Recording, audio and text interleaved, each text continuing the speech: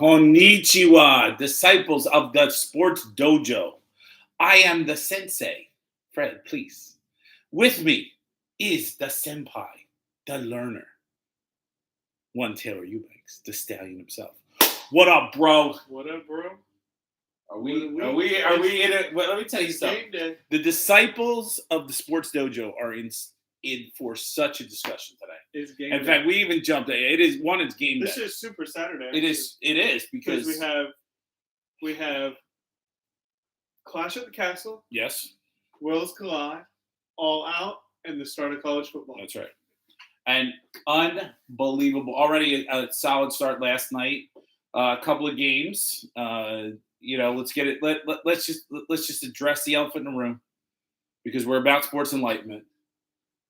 The mighty Temple Owls fell to the Duke Blue Devils and didn't even look like they belonged on the field. That's right, ACC baby. ACC baby. ACC. I'm going to tell you this right now. I blame that loss on Manny Diaz, who is the defensive coordinator at Penn State right now. I wish him nothing but misfortune. I wish every time he walks into his living room, he stubs his toe. He took the Temple job a couple of years ago for 4 days and then left Temple and went to Miami and did nothing. He was miserable. He deserves to be miserable. He's degenerate. He's derelict. Derelict. So now Temple is so far behind. And just a few years ago, the great Matt Rule, head coach of your Carolina Panthers, took Temple University to national prominence. There was hope. We had hope. And now we got nothing. They didn't even look like they moved on the same field as Duke. Duke looked like world beaters last night. They did. Okay. And granted, obviously, the ACC versus the American Athletic Conference has not always worked out well for the AAC. Although USF, UCF, Memphis, Temple didn't look competitive. So, all right, we've addressed the elephant in the room. We talked about our games from Thursday and Friday. Let's talk a little bit about that. So we had Pittsburgh versus West Virginia. Yes, Thursday. The Pitt Six. Two teams. First and foremost, I think we both picked Pittsburgh. I think we did. I was a little surprised at how good West Virginia looked. I mean, those two teams went toe to toe. I realized they had JT Daniels as their quarterback. Yeah, he's transferred from Georgia. From Georgia. That's right. He had been dropping USC down to Georgia to West Virginia, but I think that's a good fit for him. Yeah, and I thought, again, I can't say that I am the most wise when it comes to West Virginia University football, but I thought it was an incredibly competitive game. Pittsburgh does not look like it lost a lot. Yeah. So even though Pickett went to the NFL and they lost some talent on the offensive and defensive line, they still look solid. Right. And I think getting this win on top of everything they did last year, winning the conference, is just going to be a huge momentum booster. Yeah. It's the perfect way to start the season, winning that big rivalry game. Yeah, and I would say, but don't sleep on West Virginia this year. I think. No, I don't think so. And again, a lot of it has to do with we've evolved. You have always been, but I'm learning to be an ACC guy as we broadcast here from the beautiful confines of Moncks Corner, South Carolina. ACC country, baby. And a little bit of SEC country. Can't forget what's the other USC? We don't talk about. What's the other USC? Southern Not Cal. the real. The real one's Southern Cal. The other place is I don't know, South Carolina, South computers. Yeah, South Carolina or whatever. Anyway, but I thought that was a supremely entertaining football game. Another very entertaining football game was Penn State Purdue. It was. We just talked about how intriguing this could be after I think last year. Yeah. Purdue upset and beat Penn State. I don't even know if you would really call an upset because Purdue had a good year. Yeah, I mean Purdue was definitely up.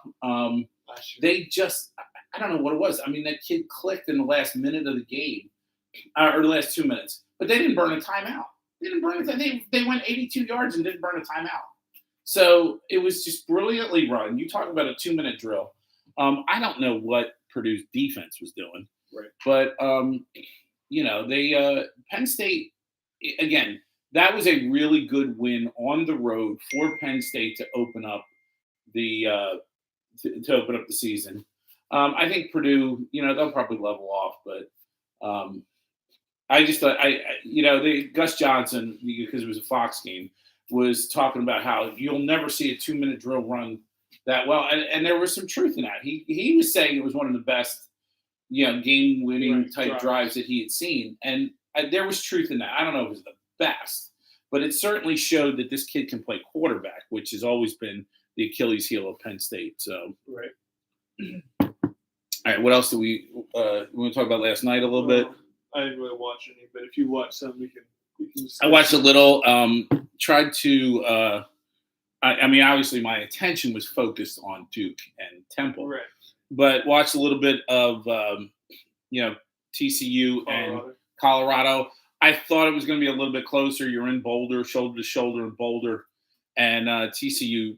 It was tight in the first half, and then TCU just opened up. 38-13. Yeah, it's they didn't even make it close. Right, they beat the spread. So that was, but again, with week 0 plus these opening games, and I know Illinois, Indiana played last night, but I didn't get a chance to watch that one. But still, you got good opening matchups.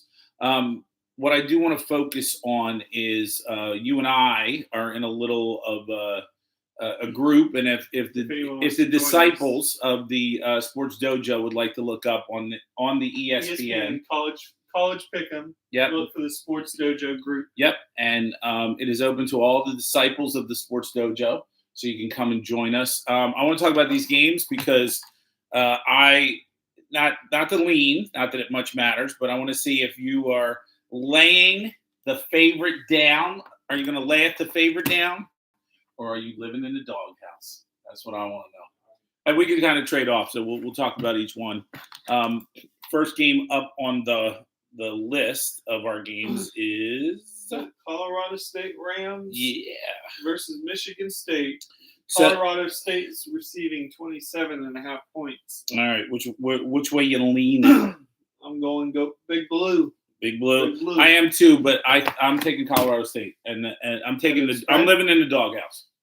So I just don't think Michigan is going to put up that many points.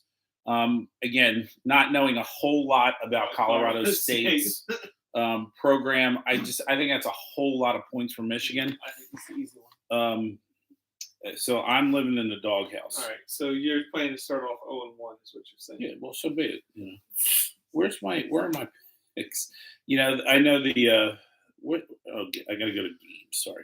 Sensei Fred's having technical. Yes, the Grandmaster. So, all right, Georgia and Oregon. Game day, baby. Yes, sir. Yes, sir. This one's pretty intriguing. So it's number 3 Georgia. This game is being played in. It's the Chick-fil-A kickoff game, so it's in Atlanta. Can't get any closer. Home game against number 17 Oregon Ducks or number 11 Oregon Ducks, and it's Oregon receiving 17.5 points. And the line has moved a little bit. I think people about 16. Yeah, so I think people are intrigued by the Oregon offense. I think defense is still. They've got one of the Sewell brothers and somebody else on the line. Right, I don't know the name, but those big nasty boys covered. And listen, the question mark is how much did Georgia lose from last year? Did they lose too much? Yeah, I mean, Jordan Davis was just a wrecking machine. That whole defensive line was a wrecking machine. And the linebackers, Kobe Dean, obviously third round pick of your team, your town, your Philadelphia Eagles. Already, I've got the Kobe Dean on my Madden team. As well, you should. Right. I will say this. Might not necessarily be the popular pick, but I'm laying the favorite down. Georgia's going to crush Oregon. There's are you kidding me? This is a home game for Georgia. They are going to lay the favorite down and smack it down on Oregon and them ugly uniform-looking Ducks. All right. Your thoughts? So after changing my pick numerous times, the only reason is because, like you said, it's basically a home game for him. Georgia's got, they still got, what's his name, Stetson? Yeah, Stetson. Stetson, same quarterback. Yeah. If it had a change in quarterback, I'd feel differently. Yeah.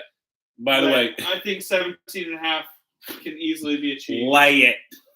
So lay it like they're going to lay the beat down to Oregon. I'm going Georgia. Oregon, let me tell you something. The feathers, they're going to be having to collect those feathers and get back on that plane, on Phil Knight's plane. They're going to lay it. While we're here, just for fun, Go ahead. What's your tiebreaker?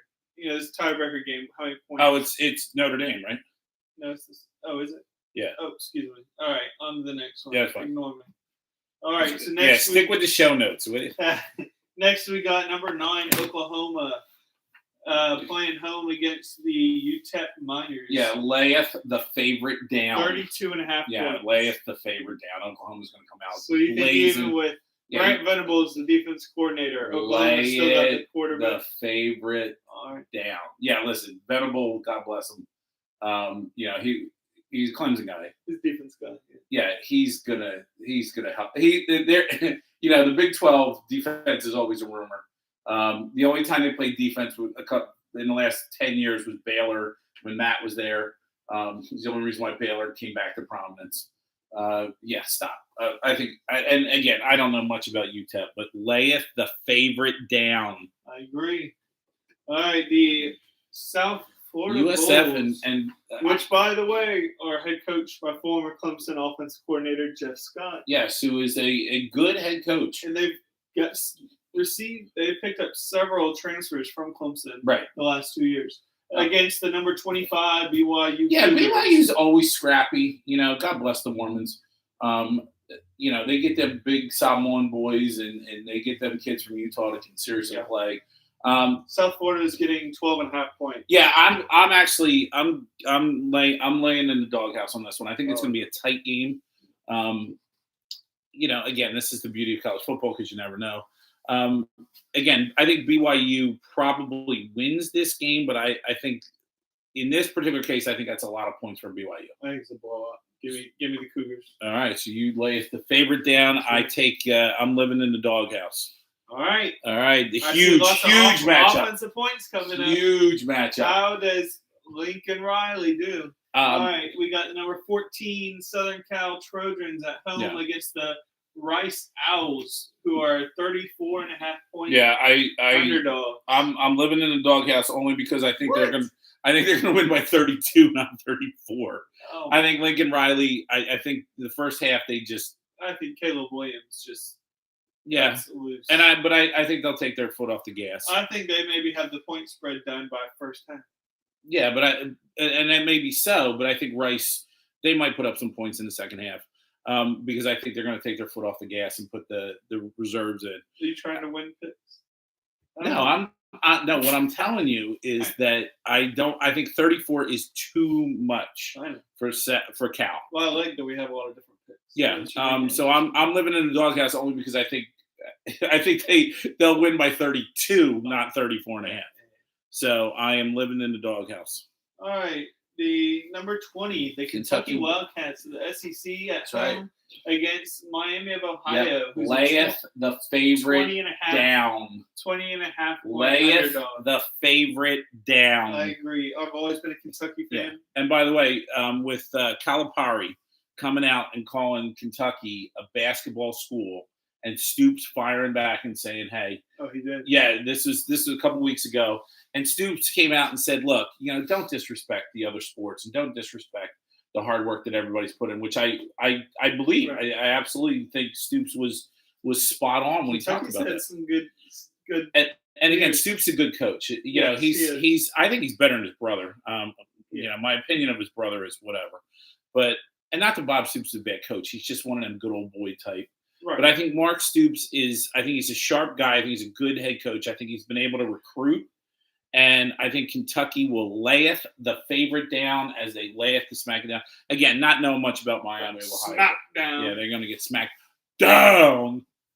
All right, our next big game, and this is the marquee game of the week. The marquee game. All right, you go with the Ohio State Buckeyes. Who? Two. Not to brag, but being good high school friends with the the sister of the defensive Number coordinator. 2. Big shout out to Jim Knowles Number and 2. his awesome sister Paula, who is just one of the delightful people in this world. Yeah, I'm or the number 5 Notre Dame. Yeah, and Irish. so again, does Ryan Day, with potentially one of the all-time great offenses in college football, because they're returning Barrett and just a ton of those guys. What's his name? Who's the quarterback? It's Barrett, right? Yeah, honestly. No, it's what's the kid? The kid who's probably going to be the overall number 1 pick. Anyway, the kid's probably going to be the number 1 pick. Right. Anyway, again, it's the sports enlightenment that brings the disciples to us. But so you got CJ Stroud. CJ Stroud.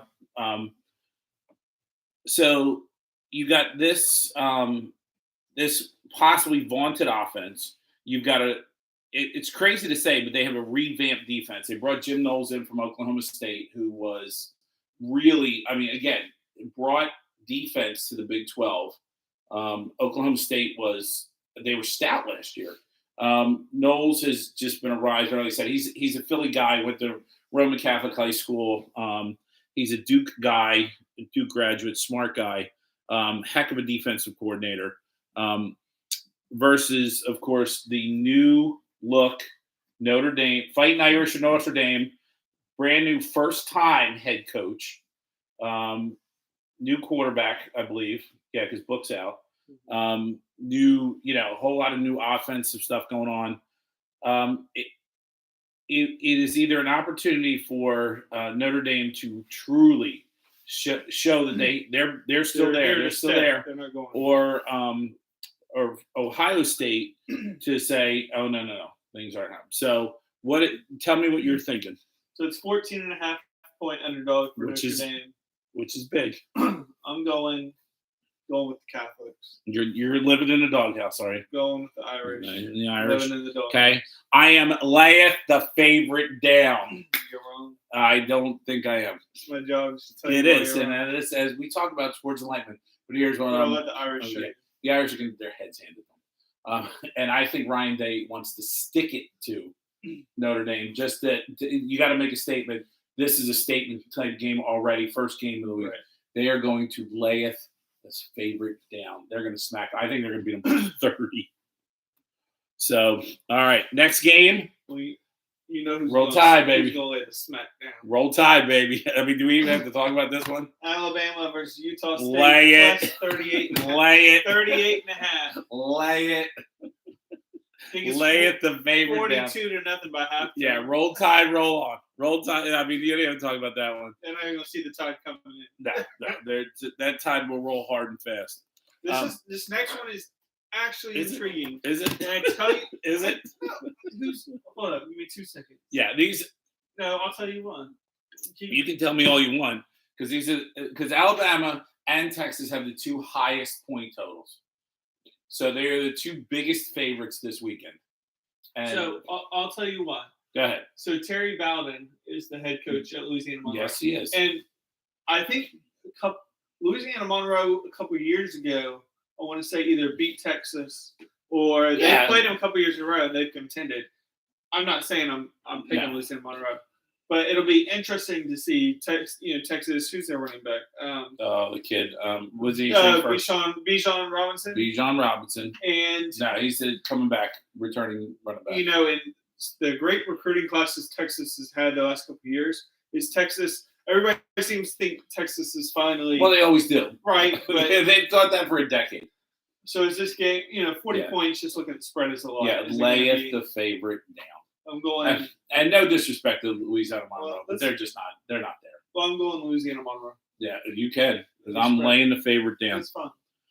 All right, and our last game that here, Washington Huskies, Kent State.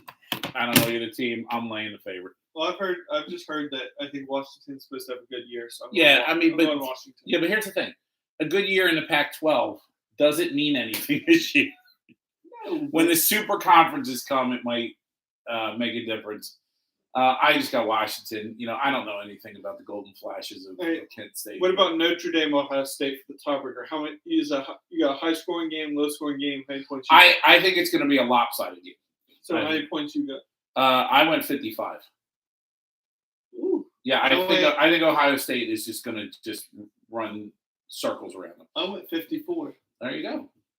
But you're thinking it's going to be a closer game. Oh, absolutely. Yeah. See, I think Ohio State, runs on them, and just again, I think it's a statement game, and unfortunately, Ohio State has to make a statement because they weren't in.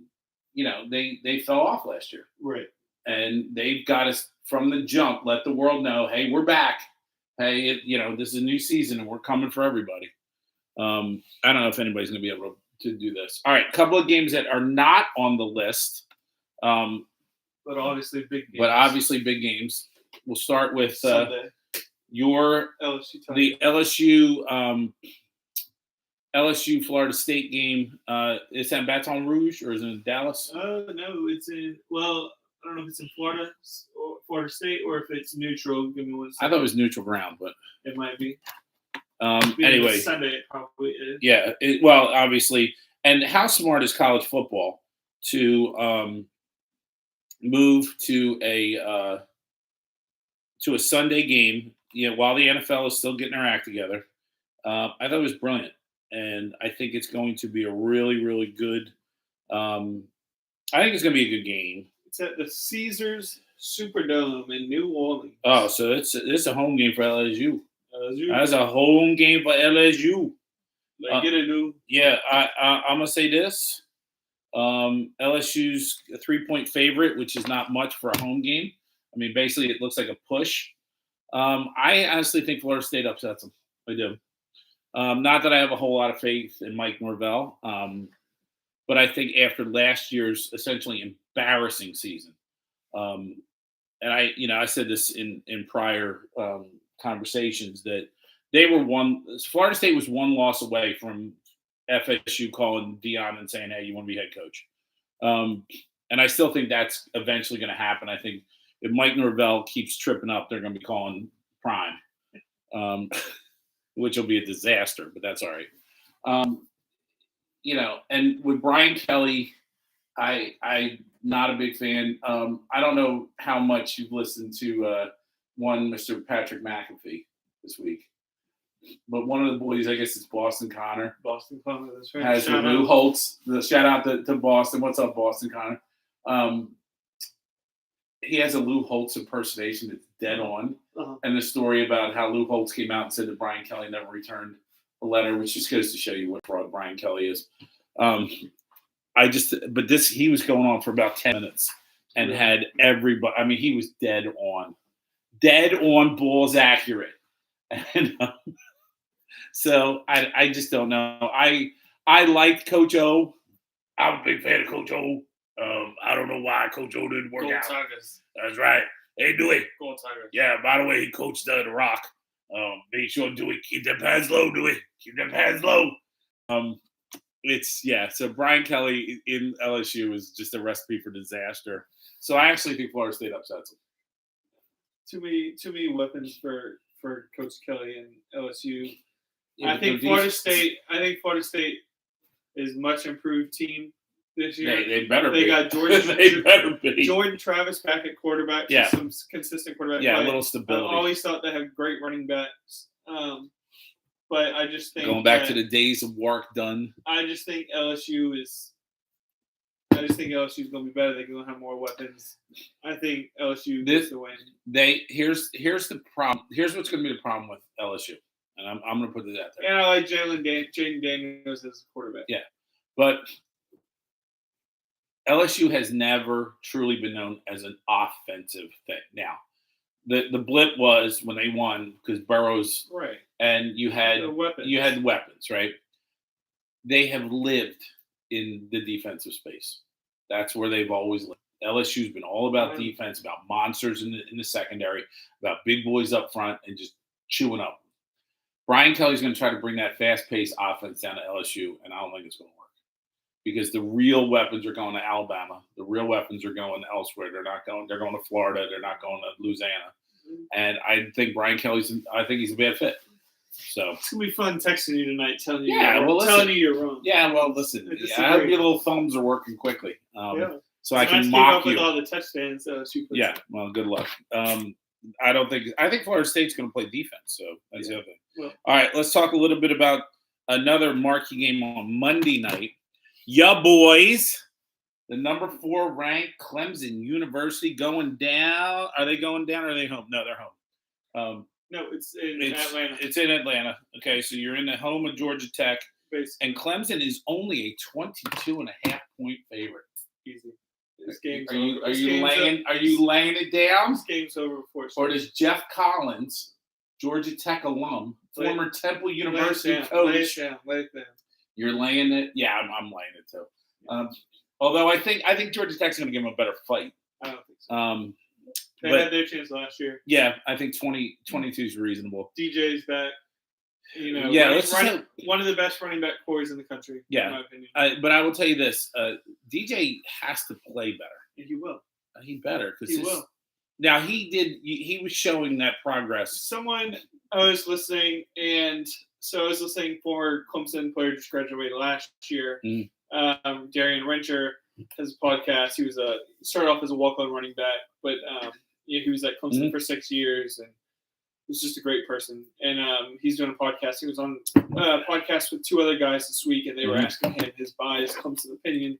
And he was talking about how you don't just throw over 400 yards and all those touchdowns as a true freshman at Notre Dame in a game like that. Right. And then come back when you're losing by several touchdowns to Boston College and come back to beat them just by accident. Yeah. You don't do that just by accident. Right, but I think part of it, the beautiful thing about Clemson is Dabo can recruit, and he can recruit talent. Right. My thing is I see DJ as just, and it's crazy to say just another Tua, just another Kyler Murray. I think his arm is just as strong. Just another Jalen Hurts. It's that running quarterback that doesn't necessarily have the arm accuracy and the arm talent to be like it works in college. It doesn't necessarily work on the next level, which is fine. I just care about this year. But I think I think he's a better version of Tua, which is really all Clemson needs. You just need somebody who is not going to turn the ball over, who's going to make smart decisions to throw the ball away and not throw it into danger. But the great thing about DJ is you saw the improvement over the course of last season. You saw him grow and mature as the starter.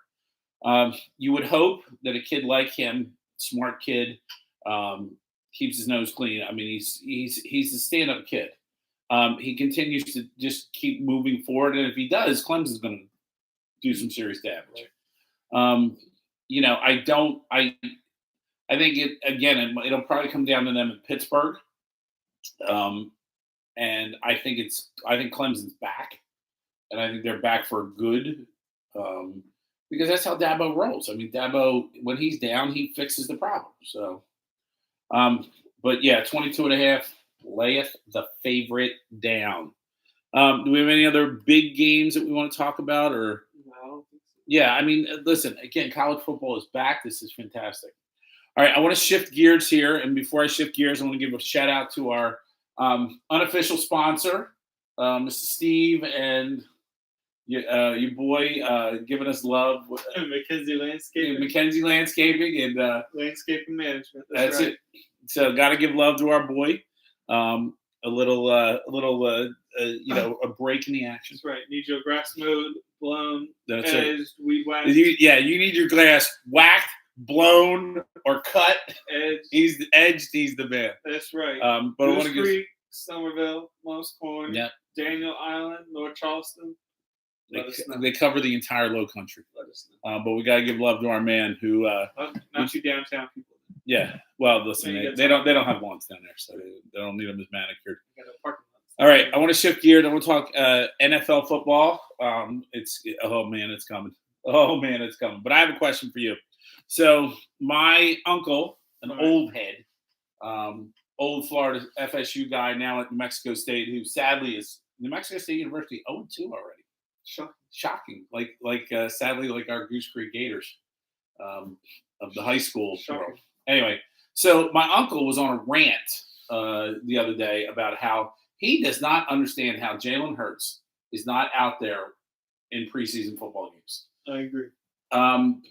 Your thoughts on whether the ones should be playing in these preseason games? All right. Because I'm going to give you the old head. Here's my thought. If you're Tom Brady. Who played? Right. But in my opinion, if you're Tom Brady, if you're Pat Mahomes. Who played? If you're Josh Allen. Who played?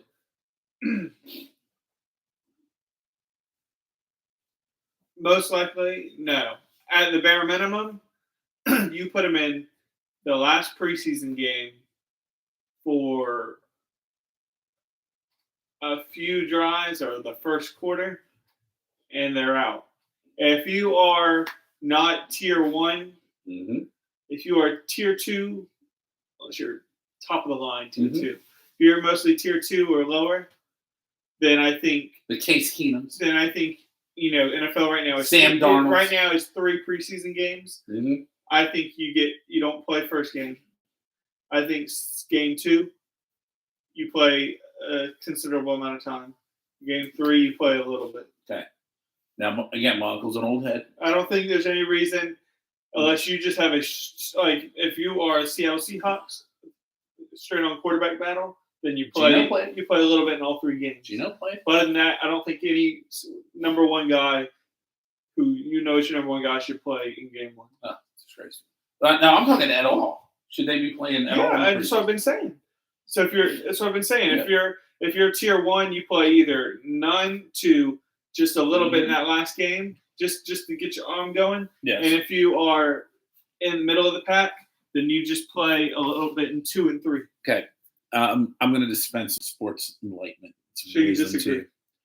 So now I'm going to tell you what my response to my uncle was. What did he say? Well, he was that Jalen Hurts and those guys should be playing because everybody needs reps. Nobody's as good, because I said, Tom Brady's playing. He goes, you can't even mention Tom Brady and Jalen Hurts in the same sentence, which is there's truth in that. And my cousin, his son was online, and cousin's a young guy like yourself, so we had to give a little wisdom to my uncle, who we told him, Unc, it's preseason, nobody cares.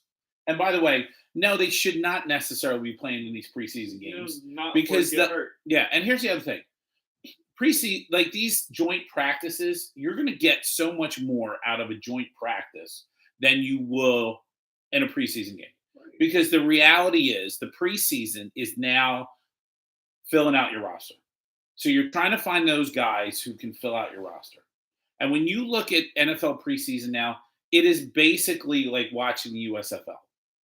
It's a bunch of guys who are struggling. Now, they need those game reps. But these joint practices, and I think the teams have gotten really smart about these.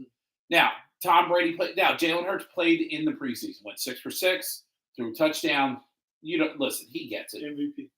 Probably him MVP mode. He'll be in there. He's dare I say he's almost in God mode. I'm just saying. He might be ready to take the head of the table in Philadelphia. But yeah, it's like, listen, if you're a guy trying to make an NFL squad, you need to be out there getting reps. Okay, you don't need to be risking your ones. Tom Brady comes back after an 11-day absence, where apparently he and Giselle, there's a little friction there between the world's most powerful couple. Whatever. I'm sure. No. But, yeah, he goes out there for, one series?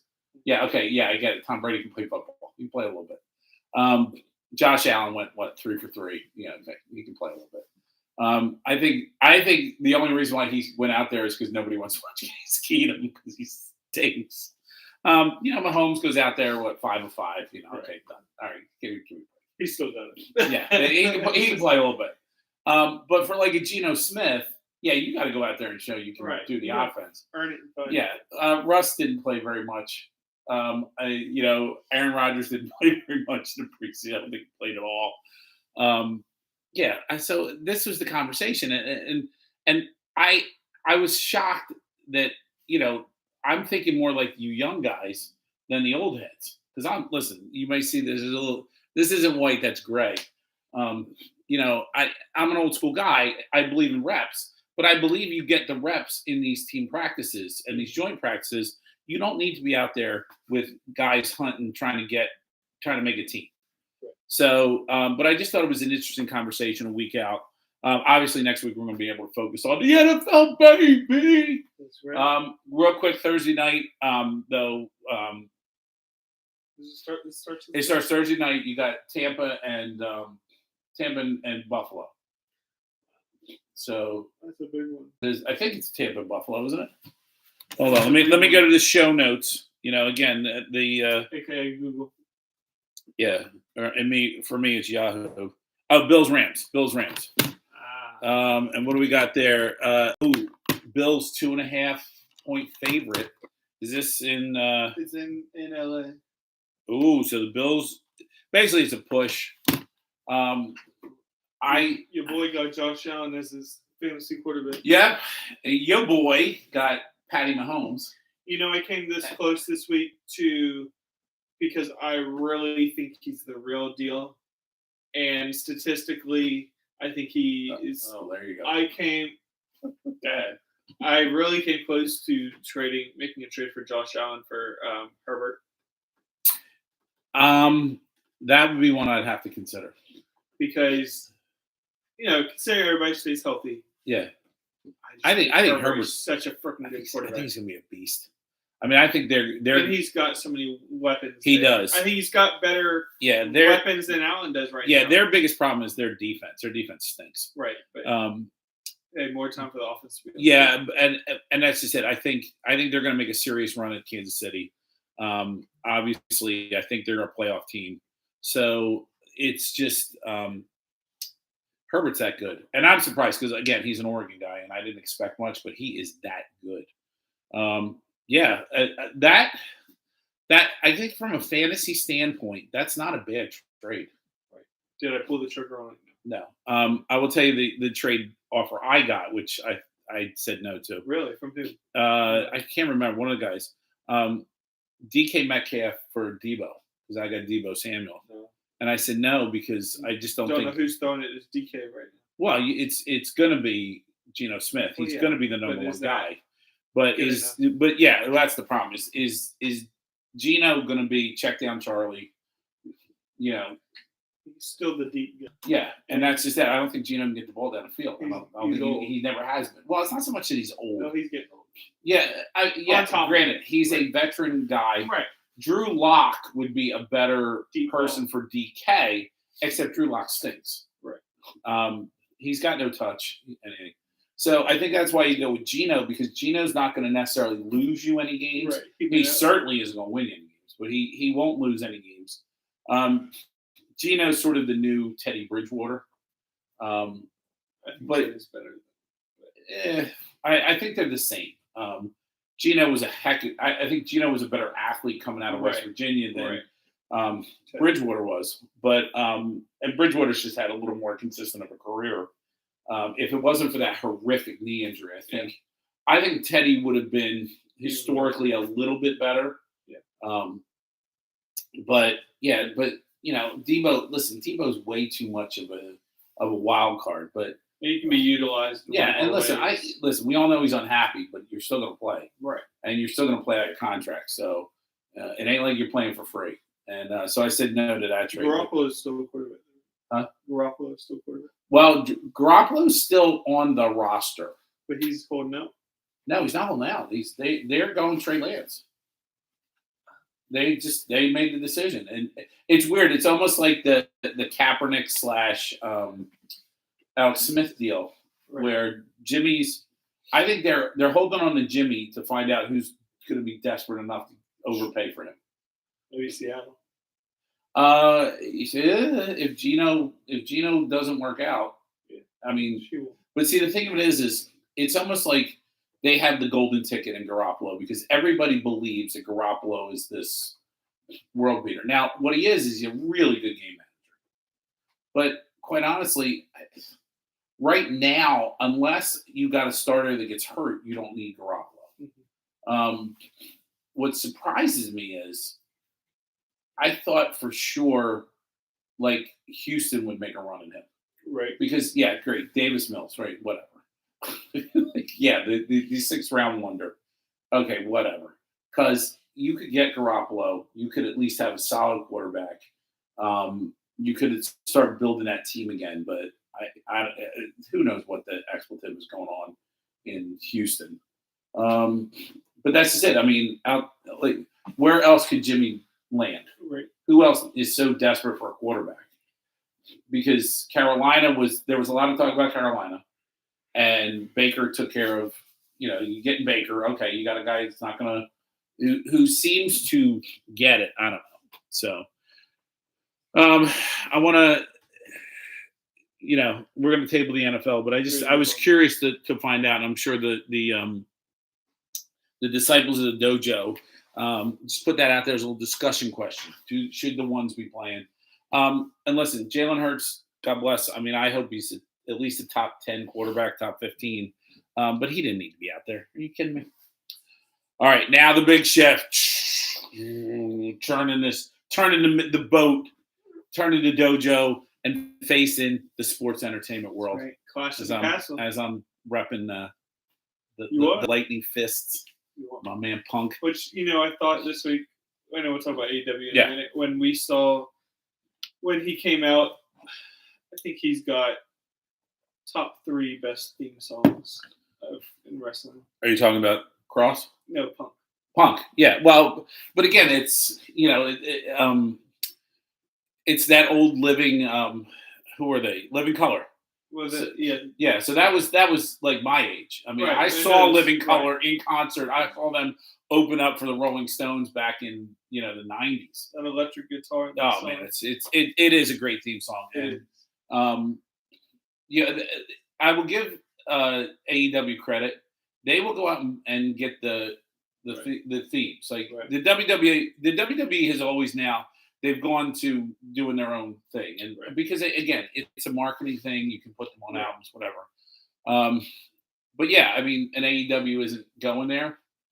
Although, how many downloads did they sell off of Adam Cole, baby? I mean, that song shot up. It was incredible. Even, but and you look at the WWE, like when Elias, Ezekiel's brother, I don't know if you remember him. He was a wrestler for a short time. Zeke's brother.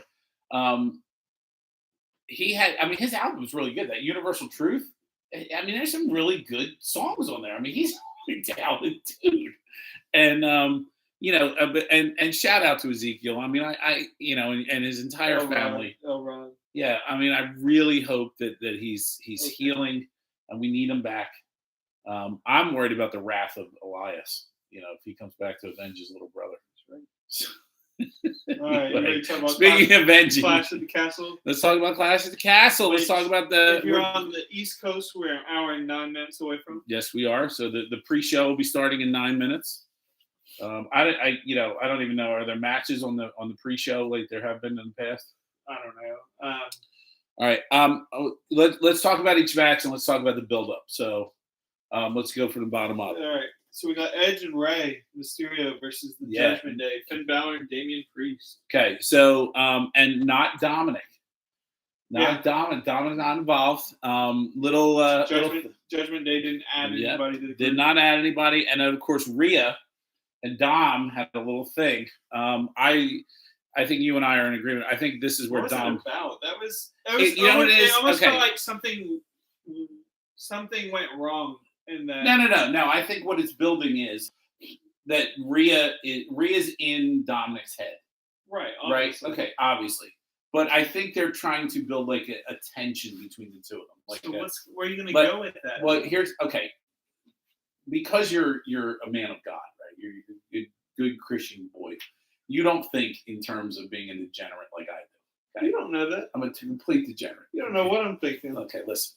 All right, it's going to be a little S&M kind of thing. Okay. So Rhea's going to dominate Dominic. Right, but when is Russell? I mean, maybe that's why I'm surprised because it's something I know Vince isn't there anymore, but they wouldn't have gone with that. So yeah, that's why I'm like, but here's why. That's why I'm thinking surely they're not about to go with this, are they? Yeah, I think they are. You see everything on Twitter. So you think they're about to pull the trigger on it? Absolutely, 100%. Because it's the only way. It's the only way that you could get Dominic to turn on his father. Right. Is if you think that's still coming? Yeah, I do. I know Ray is not a fan of it. I know probably Dominic's not really. But then again, how much was Ray a big fan of the whole storyline? Because by the way, I don't know if you saw the A&E biography on Ray, which I absolutely love. I haven't seen it yet. So it goes back. Those of you, those are the disciples of the dojo who go back as far as I do. Remember the storyline where Eddie claimed to be Dominic's dad. Okay, so it was a hugely successful storyline. It was, and Dominic was it was really funny because, he was like a 9-year-old kid. And there was, they kept telling him, this is what it's going to be, blah, blah, blah. And he was like, yeah, I don't have to go to school today. Great, I get ice cream. Yeah, I'm in, right? You're 9. And that's why I think this is going to work. As outlandish as it is, as the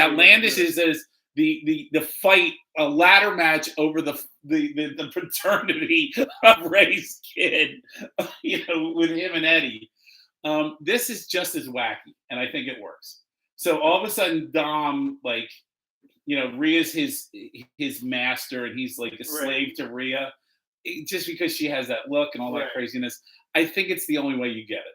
Okay. So, Ray, so Dominic becomes, he manifests himself as a man. Well, I wondered if that was going to happen, but I was like, I don't think WWE's going to pull the trigger on this. I think Rhea's going to use that kendo stick on him. I think it's going to be alluded that the kendo stick is used in multiple ways on Dominic by Rhea. And, he's under the spell of Rhea, which is feasible. It's feasible. I mean, here's what I've been bothered by the whole storyline. Finn sucks lately. Finn looks like an idiot. When he's whining about, Edge gets a biography, you're Finn freaking Balor. He doesn't seem like he's the head of that group. Whatever. Prince. Seems like he's the bottom of that group. Yeah. Rhea seems like Rhea's the heater. And then even Damien's been good.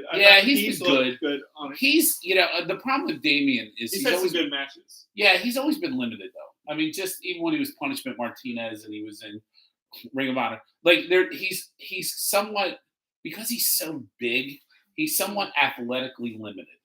You put him back in NXT with Dominic Dijakovic. Yeah, but those matches were good, but they weren't bangers. Oh my god. They weren't great. And I think that's part of the reason, because they're big guys. Maybe I'm thinking of the Keith Lee Dominic matches. Because Keith Lee is Dominic's good. Dijakovic is very. I mean, he's an athletic big man, and so's Martinez. Don't get me wrong, or Priest, or whatever his name is. Okay, don't get me wrong. It's not that he's not a guy, but he's somewhat limited in his skill set. Keith Lee's a freak. Because he's essentially an offensive lineman that moves like a wide receiver. Right. Okay, he's a freak. Dijakovic, or who was he now? Mace or T-Bar or whatever, and Priest. They're offensive linemen. They're like tight ends. So they're very athletic, but they're limited in what they can do, and that's the problem with Priest. Is you can ultimately he's a brawler that you're trying to make into a high flyer, and it doesn't work for me. Finn is a little scrapper who can high fly and all that, but they're turning him into just a whiner. That's not the Prince. That's not who you were in Japan. That's not who you were in NXT. When you came back as the Prince, I mean, it was encouraging because you were just this, and even talking because they did the build up for NXT Worldwide. He goes down, he faces Braun, right? Or he talks to Braun. And that was the Prince right there. Okay, listen, I've got respect for you, but blah, blah, blah, blah. And that, Judgment Day should be, look, I think it's still Judgment Day storyline was started back with Vince, and I think Triple H is trying to kind of just do the best with Yeah, storyline. but you can, because I think, again, they're actually a perfect blend, because Finn can do the high flying stuff. Martinez, I always call him Martinez. Priest comes in and can do the, he's the brawler, he's the bruiser, and then you got Rhea, who is the heater, right? So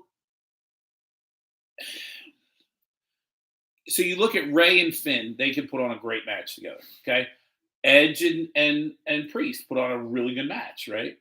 And then Rhea's the X factor, so you can bring Beth in or not bring Beth in, but you can't have Dominic basically beating the crap out of Rhea. But you can have Rhea beating the crap out of Dominic. I'm actually really surprised we didn't have Beth in. I kind of thought we did. Beth. Don't Rhea be surprised if Beth. Well, I'm sure she'll be there and be a part of it. But I'm surprised they weren't involved in I think ultimately Judgment Day wins that match because Dominic turns. And I think Beth gets involved to try to neutralize Rhea, and then Dominic turns, and then they lose. So that Finn's going to get a pop because he's from Bray County, Ireland, and they know that. And you do get a little bit of pop because you get Edge and Ray back together again. Right. So, which of course they alluded to a little bit with Kurt Angle coming back, which I thought was great. Shout out to Chad Gable about being one of the most underrated talents in the WWE. So, all right, next match we want to talk about is the next match. We have the Intercontinental Championship. Yeah, oh my gosh, is this going to be Gunther and Sheamus? And Gunther and Sheamus, those two are just going to beat the holy hell out of each other. And you and I talked last week on the episode that if they don't start that pay-per-view with that match, they've completely lost it. Because, by the way, shout out to Pete Dunne for reestablishing the Bruiserweight. Right. Shout out to Ludwig Kaiser. I was, he was Bartel, right? Marcel Bartel. Yeah. Great match. Loved that that Butch came out as essentially the Bruiserweight. Apparently his name on WWE.com has gone back to Pete Butch. Yeah, and that's fine. Like, they can call Butch. But that's fine. They're slowly getting him back to being the Bruiserweight. And again, I think this is where you bring, was it Gino Vanelli, where they're calling Fabian Eichner. Like, you can bring him back and rebuild Imperium, because I think Imperium and the Brawlers is just a few. Give me more of that, because you could put Butch and Ridge Holland tag teaming against Imperium. Like, give me that all day long. I mean, listen. Kaiser's good. Oh yeah, he's really good. I'm sure, like, today he's going to get brutalized by Walter, whatever his name is, or whoever. He was like, they're going to beat the living holy hell out of each other. Oh yeah. And it's going to be great. And Sheamus is going to be, his entire white chest is going to be red. Right. He's going to go from looking like mayonnaise to a thing. But let me tell you, he's going to hit the beats of the Belfry. They're going to give him everything. I think ultimately Walter wins. He's the one that needs it. Yeah, Gunther. Why do I call him Walter? Gunther. There's no reason to take the belt off him, Gunther. But I think it's an opportunity to bring whatever they're calling Fabian Eichner. I think it's an opportunity to bring Imperium back. And when Imperium comes back and they just, you think they will? I don't know if they will. I haven't watched enough. But I don't know what Giovanni to know. Yeah. Whatever, Gino Vanelli, whatever. Oh, Gino. No, it's Giovanni Vici or something. Whatever. Giovanni Vici. Yeah. By the way, he was fine as Eichner. Whatever his real name is. That guy's talented. He's wasted in NXT. If I was Triple H, and I know Triple H, I know you're watching. Love you, buddy. I really do. You know that. I would bring him up and reestablish Imperium. I really do. Oh, absolutely. So, but yeah, I thought that was a heck of a match. I loved how they reestablished Butch as the Bruiserweight. So, right. All right, what else we got? We got. All right, next on the card is Seth Rollins versus Riddle. Yeah. Which he got his first name back. Yes, he did. That was the part of when you watch that interview, talks about giving some of the characters Yep, their names back and ownership of their names. Because why have these real storylines when you're going to act like these guys just don't have first names? Yeah, I mean, it's just there's certain people that it works. Right. Okay. But for the most part, but Vince was smart about it because what Vince wanted was control of the names. Right. For marketing. Okay. Right. Which, you totally understand. Okay. But Riddle, it's Matt. Right. Matt Riddle's too short. Yeah. Now you can call him Riddle. He's right. Matt Riddle. I mean, that's who he is. I thought it was interesting, the confrontation was, people were talking about how, should you be going after the personal stuff and what Riddle's going through? And listen, it's the same thing AEW's doing with Christian and with Jungle Boy, Jack Perry. Listen, that when it's real, quote unquote, when it's real, that always makes it more legit. Yeah. So the fact that Seth, went there, that Riddle snapped, he's, they're bleeping him out. It just adds intrigue. It's going to be a hell of a match. Right. Those two are going to tear the house down. They want to tear the house down. Because what it's going to do is reestablish both of them as legit contenders. Because that's what the WWE is lacking, is legitimate contenders for the titles. I wouldn't be surprised if it winds up like a double count out or what have you. Yeah. But they're gonna beat each other down, and it's gonna be awesome to watch. What it's gonna remind me of?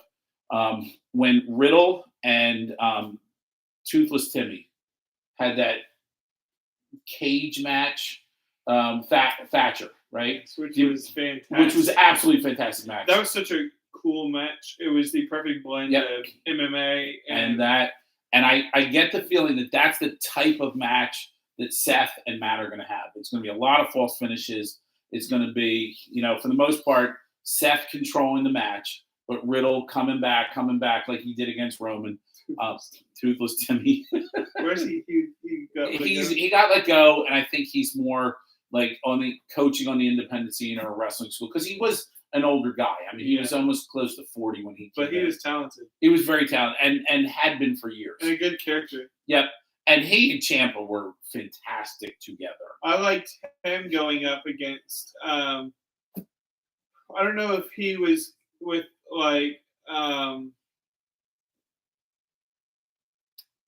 who was he tag team with? Well, he was with Ciampa, and he was Ciampa. Well, he was with Riddle. Ciampa. When he Remember they brought him with Riddle, too. When he was with Ciampa, were they going up against Imperium? Or were they going up against Pete Dunne? And I don't know. But no, it was done because they had an incredible match. Danny Burch and Oney Lorcan. Yeah, so what were they called? Not the Can-Am, but they were right. But they were the champs at the time. Right. So so I mean, even if Burch or if he won't, but if Thatcher came back, I mean, he could have some interesting matches. Yeah, I don't think plenty of people. I think he's. I think he's personally done. Right. And he's probably moved on, but but that type of match, I think, is what you're going to see with Seth and Matt. I think it's going to be supremely entertaining. I think they're going to, do a little show stealing, and again, sets them both up as legitimate contenders. Right.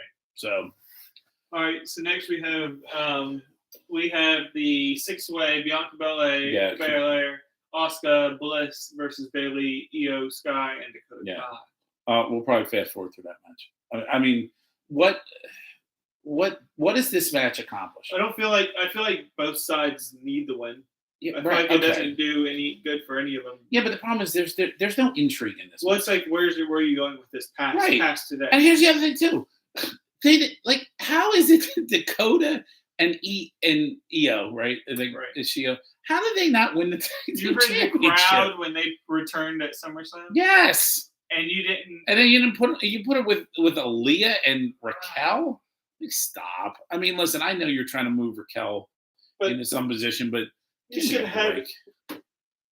This match has no intrigue whatsoever. Right. Well, and unless Alexa turns, who cares about this match? By the way, before we are done with Clash at the Castle, do not let us move on without talking about two things. Go ahead. One, is the big question. Will this be the returning night of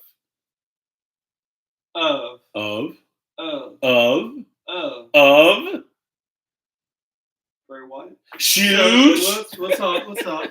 Which, by the way, I didn't catch this. I think it was on Raw. Maybe it's right now. I think it was on Raw. Apparently, there was a lot of like glitches with the what do you call it? The barricade wall that has the the lights on it. And apparently, I was reading that these were little signs that the Fiend was near. Okay, well, we'll come to this, but don't forget that, and then also the Monday Night return of Braun Strowman. Yeah, who I could give a rat's ass. I've never been a Braun Strowman fan. The only good thing he ever did was get these hands. He's another fish. I mean, he really. I'm interested to see how he can do it in Triple H. But anyways, okay. I can tell you how he's going to do the same as he did before. He's listen. He's big. He's physical. Okay, but he's not even as good as Mark Henry. No, but he adds some depth to the. No. Okay, so Smack. Down. Women's Championship, Liv Morgan, Shayna Baszler. Yeah, again, they have done Liv so dirty that, again, do you really care? Do you think she wins? Yeah, I do. I think she somehow pulls it out.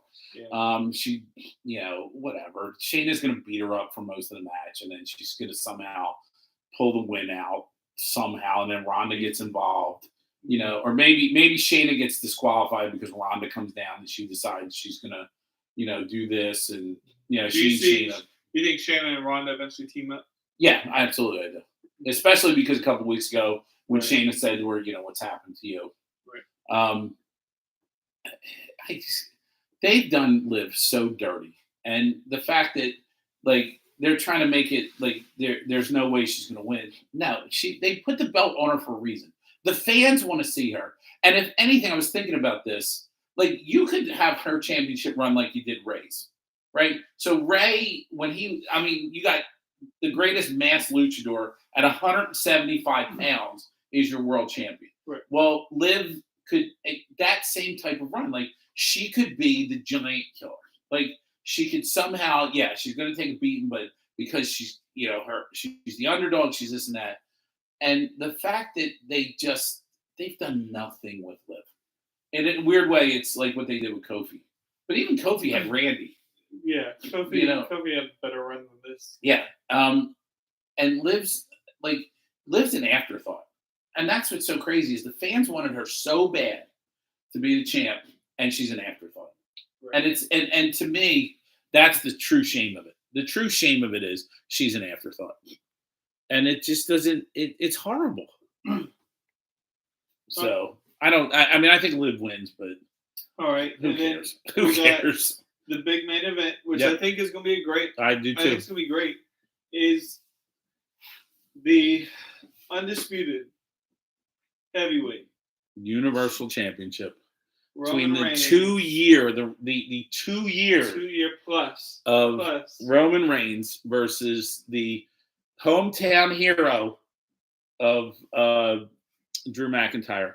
I think the fact that Drew stood tall last night against the Bloodline, and if we, again, have to reiterate, Sammy is a national treasure. He's a Canadian treasure, but he is now a national treasure.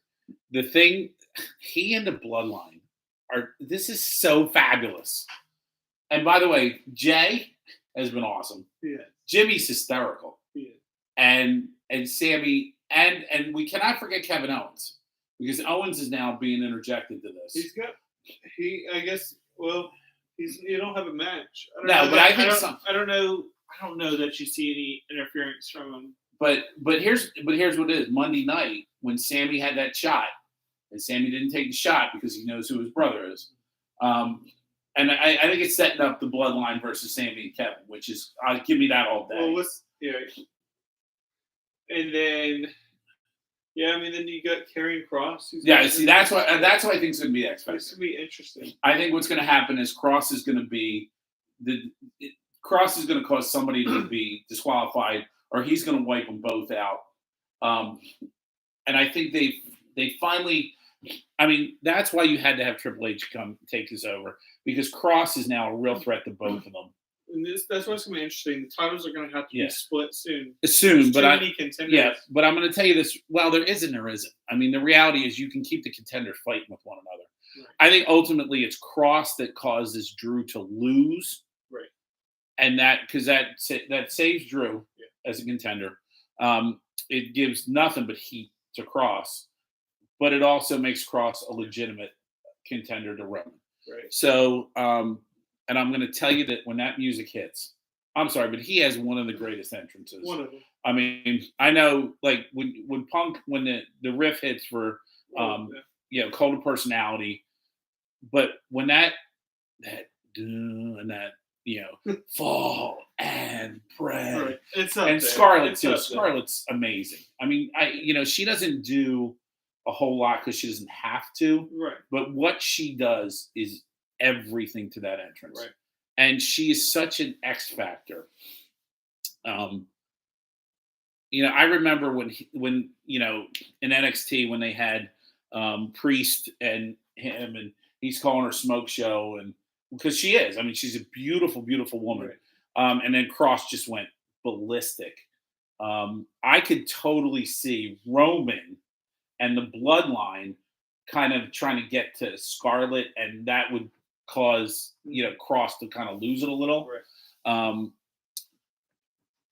But of course, everybody knows that Roman's a family man and this and that, yada yada yada. But the idea is that I think that's how it plays out. I think Roman and Drew just go, and I think you have I'm going to tell you it's going to be a better match than him and Brock. I'm going to tell you that right off the bat. I think a lot of false finishes, and then my prediction is that Cross will be the reason that it's not working. So, or that did you think you saw Cross last night? I did. I think he looks more built. Yeah, I think he's well. The fact he's got hair, that he looks like the Cross that he was. Yeah, he's put on some muscle. Built. Yeah. Well, look at what Gunther did. Right. I mean, Gunther looked like me for the most part, and now he looks like a real professional wrestler. So, right. It's and listen, nutrition. Cross, had time away to build. I'm sorry. Am I boring you with my conversation? You need some sleep, homie. So I thought it was just. I think that's how it plays out. Right. And then I think Monday night is when Bray comes, because and let me tell you, you can interject Bray right away against Cross. Because it's this whole idea of Cross and Scarlett and fall and pray, but then Bray could interject himself that way. If Bray comes back, I think that's how it goes. I don't know that I can't tell you how it's going to go, but I don't know that I don't think it goes that way. Well, I mean, I don't know who else who Bray goes after. Two heels, but that's just it. That's what makes it interesting. You have all four of those guys, or the other place it goes is Seth. But here's the thing: you bring the Fiend back against Karrion Kross. Well, you're trying to build up Karrion Kross, right? So, what better way to do it than Bray? So you're going to bring Bray back just to, as a fan favorite, just to go down to Karrion? You how can they both win? Because here's why: you bring Bray in, and he is a disruptor to Kross's plans, right? Right. So the idea is that if you want to interject the Fiend, who better than against Kross? Because Kross would be like, no. Now you could also take it towards Drew. You could take it towards. I think Roman just needs to lose the title to the man he beat it for. That's the Fiend. Yeah, but again, the way that went down was terrible. Right, but that was 2 years ago. Yeah, and that's what I mean. It's so the Fiend comes back. But there it is too. Now you got 3 legitimate contenders going after Roman, and you can keep that alive. Like Bray gets in the head of Drew. It'd be a perfect time for Hell in a Cell, wouldn't it? Absolutely. Elimination Chamber.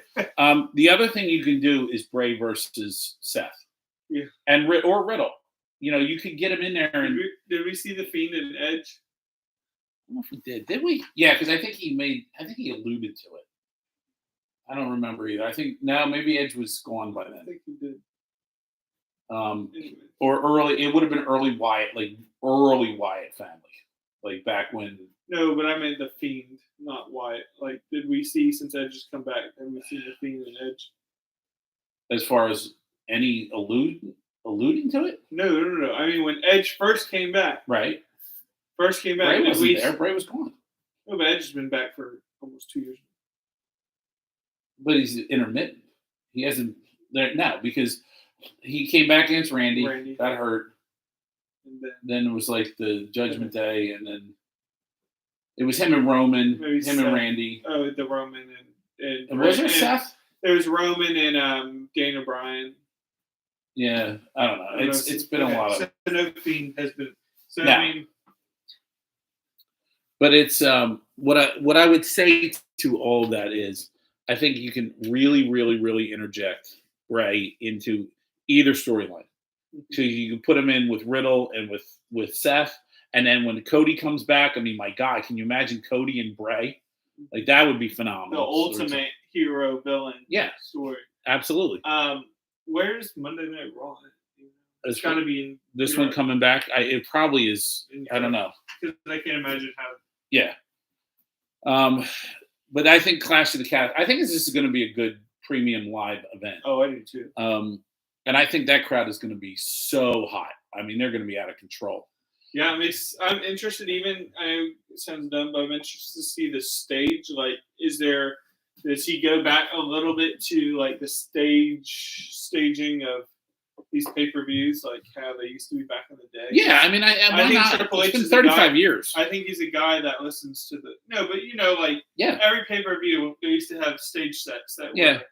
Well, I think what you do is you have the fire-breathing dragon or whatever. I mean, the crowd doesn't. You treat it like a. Yeah, the crowd doesn't really care about the setting. What the crowd cares about is the matches. And well, no, but yeah, but I mean, I think you give it a good look. I think you honor the look of it. So I'm all about. Listen, the more pop you can give to this, have at it. Just do it. Ooh, they're in Kansas City, Missouri. They got 2 days to get there. Well, I'm sure they've already got it set up. I'm sure it's already, yeah. I mean, that's. But I think they're gonna blow the roof off that place. The life of a WWE. It was not an easy one, my friend. Yeah, I mean, I'd wish it was like in London or something. Well, and so I know this was a Canadian thing, not a European thing, but did you hear when Sammy came out? And I guess it was Toronto. It was in Toronto. And just the crowd singing his song. Yeah. Oh, it's just brought you back to the NXT, the prime NXT days and those NXT takeovers over in London, and and it also took you back to the days when Bret Hart would go to Canada, like how over Kevin was, how over Sammy was, because the Canadians will let you know who they love. Right. Even Natalia got big pop because she's Natalia. So this is why, it goes back to Kevin and Sammy will be the ones to dethrone the bloodline.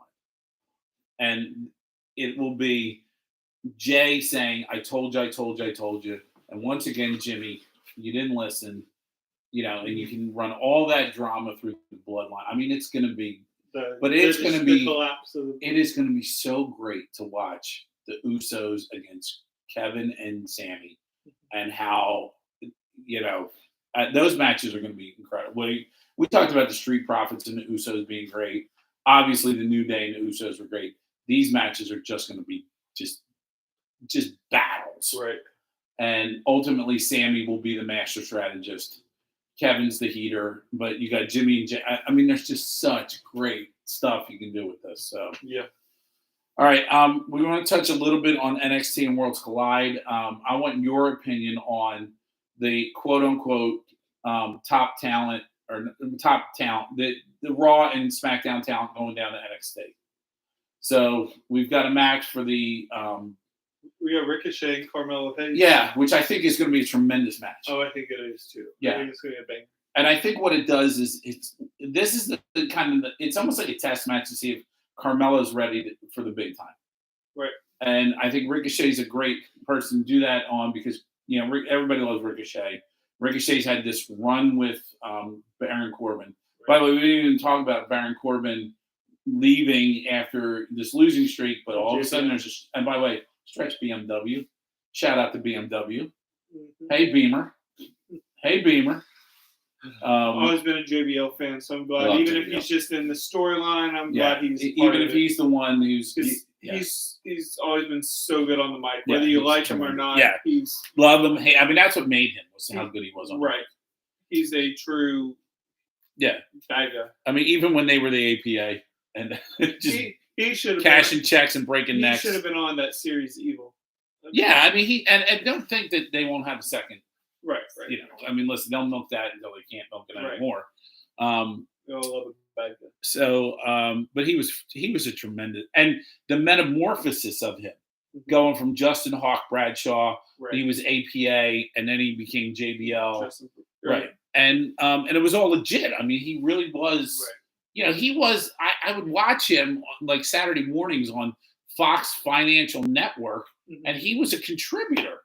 And it's like, that's JBL. But his financial advice was spot on. And he was also one of the ones that talked a lot about in outside conversations about how, you know, this new generation needs to kind of learn lessons from the old generation about how most of those guys who were making big money were broke. And, you know, look at your contracts and look at your investments and your portfolios and that kind of stuff. So, and shout out to JBL for, you know, doing that for them. So I'm all for it. If you want to bring JBL and Corbin and do sort of like they did with DiBiase and Cameron Grimes, I think you need to go so much further with those two, though. Right. So, I mean, and shout out to Corbin. Can I just tell you, underappreciated talent. Right. Willing to do anything and everything. But it knows how to get the heat. I mean, it's either in his delivery. I mean, he really is underappreciated. And you know, I was saying the same thing about Chad Gable. And we touched on a little bit about how Chad Gable and Kurt Angle, that was comedy gold. I mean, shoosh. I mean, back and forth. But the whole thing with Gable inviting him and Kurt, and Kurt looks good, but he's starting to look his age. And he's not that much older than me. He really isn't, so I'm a little worried. If I start looking like that, you might have to find a new partner. You might have to put me out the pasture. I might have to join the Alpha Academy. Only missing piece from last night was the American Alpha original Jason Jordan. Oh yeah, but I wish he was still. Yeah, it's a shame about him. I said he's still having problems. Oh yeah. He whatever he did, it was really bad, and which was a shame. It was a shame. And those two together were dynamite. They really were. They were. Well, and again, them and FTR, which was obviously but they put on some great matches. Yeah, they did. And clearly not understanding what you had there. But again, Chad Gable is just brilliant. The line when you have an Olympic hero and Kurt Angle, like stop. That was so Kurt, and it was just so great. And I, you know, again, watching Kurt's biography, I did not realize how much tragedy he'd had throughout his life. Losing his dad at an early age, losing his mom. Part of that whole craziness of Foxcatcher, which I remember when David Schultz, who, by the way, was, when you talk about an Olympic wrestling icon, Bruce Baumgartner, David Schultz, Schultz's brother. And I didn't realize that Kurt was that involved. Like, I had read Kurt's book, but I didn't realize, like, all that. Like, Kurt almost didn't make it to the Olympics because of that whole craziness with DuPont. And I was in Philadelphia. I was in the area when all that went down. And then Kurt loses his sister. It's no wonder he got hooked, you know, and it was so easy. You know, even the DX guys talked about how easy it was. But Kurt, you know, he was different. And they always talked about how, you know, people would ask, you know, Brock and Kurt, who wins? And Kurt always said, yes, he was a national champion. He said, but it's much different when you're an Olympian. And it's true. And, you know, that legendary match that they had where Kurt beat him. And Brock, Brock will tell you, yeah, Kurt beat me. But I would love to see, this is what I mean. Like, you could bring Shelton Benjamin, because Shelton Benjamin was a great wrestler. I would like to see him and Gable would have made it great, because it would have been just back in the day, and Charlie. Yeah. And again, these are guys that are national and even Olympic. Like, even Bobby. Bobby was an Olympian. So Bobby can go. But I just don't think Bobby ever. He was just physical. What do you got? Let me point that. Just an update on some college football scores. First quarter, ECU, they got the ball too, and they're up 7-0 over the number 13 NC State Wolfpack. Ooh, look out! Go Pirates! Look out! All right, and that's all. Okay, very good. All right, let's talk a little bit about Worlds Collide. All right. Well, we started talking about it. I like Nikki and Dewdrop going down to give the NXT people, because I think it's a perfect opportunity that Nikki can drop this almost superhero gig and just go back to being Nikki. Right. If they gave Dewdrop and Nikki the titles, I wouldn't have a problem with that. I wouldn't either. Braun and who is it? Tyler Bate. I think that'll be a good match. I think so too. Clash of styles. Yeah, I mean, I ultimately think Braun wins it, because Braun's the guy. Right. I don't know much about Tyler Bate, but I can't see him carrying the torch for NXT going forward. Right. But maybe, I don't know. Again, I don't know enough about NXT UK. I will tell you that I think that the women's match is probably the most intriguing match of all. With was it Satori? Mandy Rose, Miko Satomura, and Blair Davenport. Yeah, I think that's the most intriguing match on the card. I'm curious to see, because I don't know enough about it, Blair Davenport. Yeah, I don't know enough about her either, but I know there's a lot of buzz about her. But I'll tell you, I think Satomura wins it. I think they give her the nod. I think, probably because they might bring Mandy up, because Mandy's, she's. I think they might bring Toxic Attraction all the way up. The other possibility, and this is totally crazy because it has very little to do with Worlds Collide, but more about NXT. I think maybe Sikoa comes up and they said is the heater for the bloodline. They said he's supposed to come up immediately, so I really think within the next and that could be it. I mean, he might be a factor in. I still think Cross affects the main event, but I think you bring Sikoa up. He makes the difference in tonight. I still think it's Cross, but I mean, if anything, Sikoa might come up to deal with Sammy. Maybe, I don't know. I think that kid's ready. I think, he's too big for. He's the bloodline. I mean, he should. You can't when you're using the bloodline storyline. Yeah, you can't deny that he's part of the bloodline. Yeah, you bring the kid up, and he's the brother. And there it is. There's your replacement for Sammy. So Sammy's now out because they bring Sikoa up, and he's like, well, Sammy, hey, I'm honorary blood, and they go, but you're not blood. Right. I don't know. They're showing the advertisement for the tag team Mayhem. Okay, first and foremost, I don't care about any of those teams. I like these guys. These guys weren't bad. These jokers. Oh, the pretty deadly. The British. They were the UK guys. Come on. I can't even. They're pretty. I mean, athletically, but the whole. But I can care less about the tag team division in NXT because I think the Creed brothers are okay, but they don't move the needle for me. Too much. Too much chaos. Come on, Sean. Yeah, let's get with the business.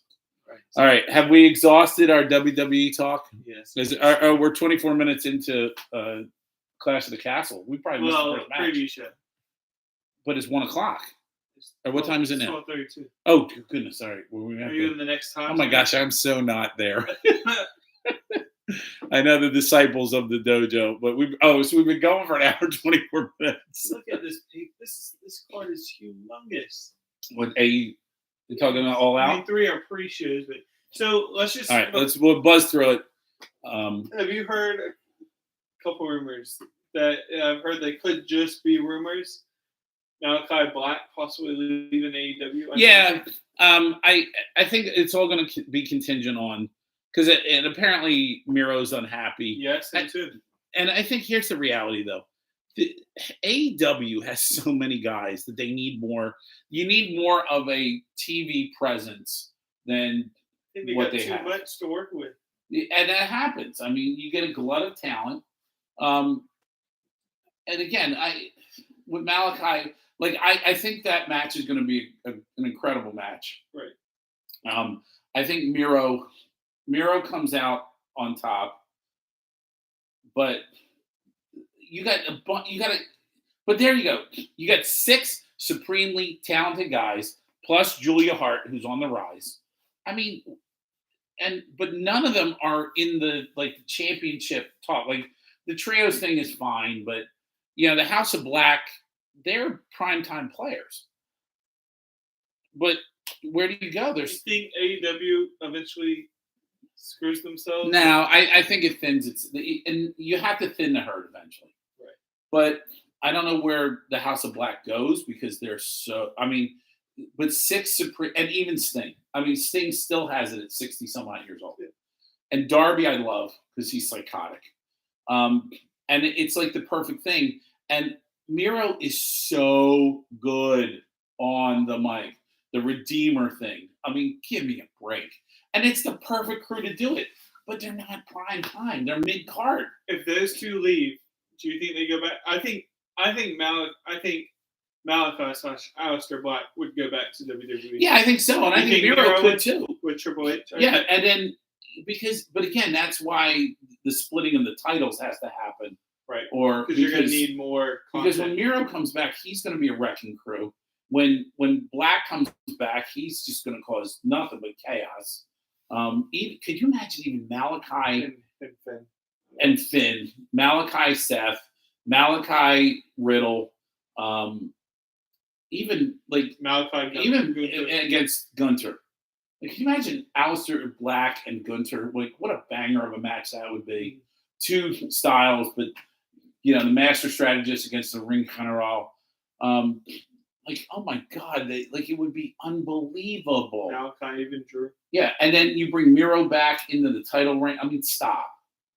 I mean, Miro could go toe-to-toe with anybody. He could hold that title for a long time. He could, but he could also go toe-to-toe with Drew. It's believable. Toe-to-toe with Roman. It's believable. Toe-to-toe with Kevin.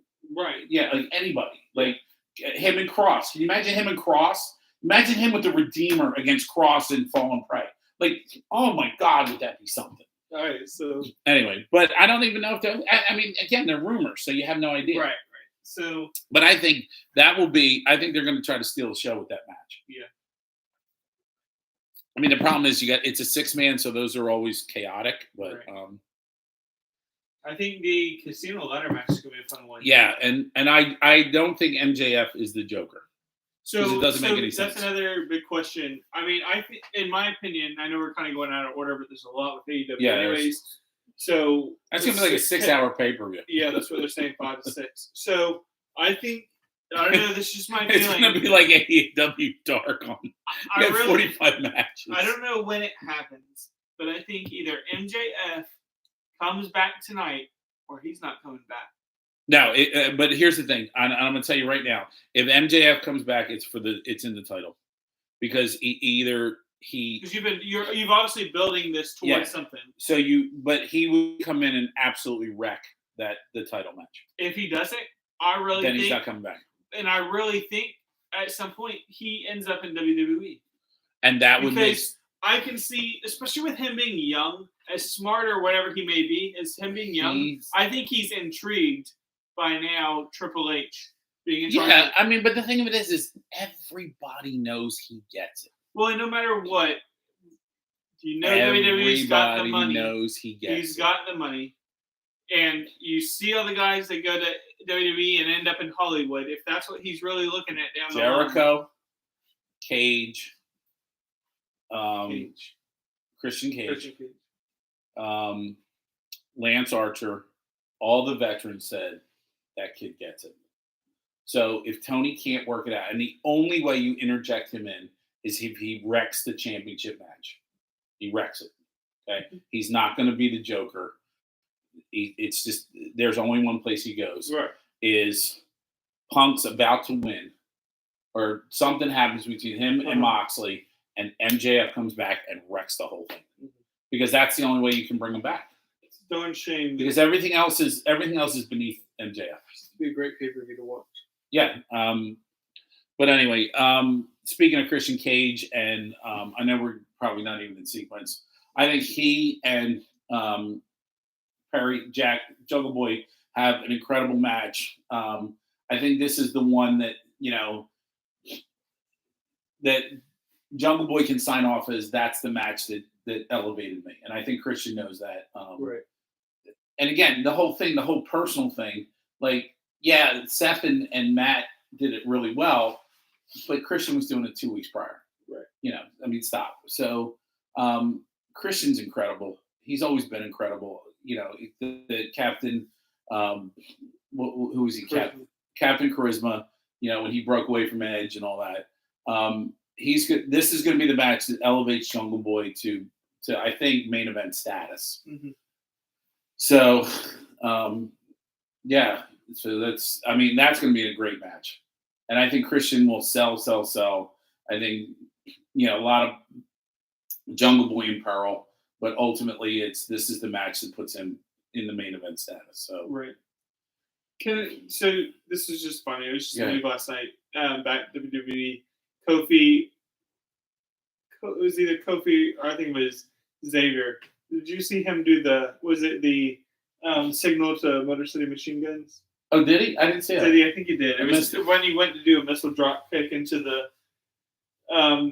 He was sitting in front of the barricade and he did a missile. So I don't know, but it was just it was an interesting little thing, especially since Motor City Machine Guns are going to be in that tag team with FTR and Jay Lethal. Yeah, I think it's it's kind of a nod to them. I think they're on the downside of it. I didn't follow them as closely in Impact and TNA. They were great, but they were, and they're very well respected in the world. Right. I think Alex Shelley's again another one of those unappreciated talents that just kind of like he's almost like an AJ, where he just kind of like nobody really. He was that talented. He was always the Robin that Chris Sabin. Right. Chris Sabin, I think, has always been great. Right. He's another one that just, you put those two together, and I think they're going to have a hell of a match. I think, again, it's a credit to FTR, because FTR says, look, we know what it's like where people try to bury us, and we rose above it.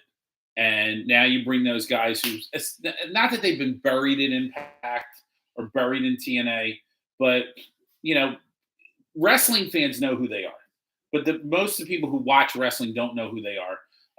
I think it's going to be a showcase match. I think ultimately FTR wins because it elevates Wardlow. And here's the other thing too. Wardlow, it's time. So I think now that Punk is back, and I think ultimately, I do think Punk wins if there's a clean ending to this match. Because it's Wardlow's time, and Wardlow gets to be interjected. Like, I want to see Wardlow and Moxley. My God, would that be a hell of a battle? But he said, "I'm not going to catch," because remember, he still got his casino thing from last year. But he said, "I'm not going to cash it in until Punk's healthy or whatever it was." So it's there. I think it's time for Wardlow, but FTR they're unbelievable. They really truly are. And I think it's gonna be a hell of a match. I think it's gonna really showcase the Motor City guys and Jay Lethal. Right? Is it Lethal? Yes. Yeah. And I think Jay Lethal has shown there's another guy underappreciated because he was always undersized. Right. But the work that he's done with Ric Flair recently, Jay Lethal is well respected. And I think what's really cool about this is it's an opportunity to elevate Wardlow. FTR maintains, but you can showcase Jay Lethal. You can showcase the Motor City Men and say, hey, these guys have been here all along. So now the world knows who they are. Yeah. So that's where you're at with that. Yeah. So then there's the interim AEW World Title. Who's the ones? There isn't, because Thunder Rosa's hurt.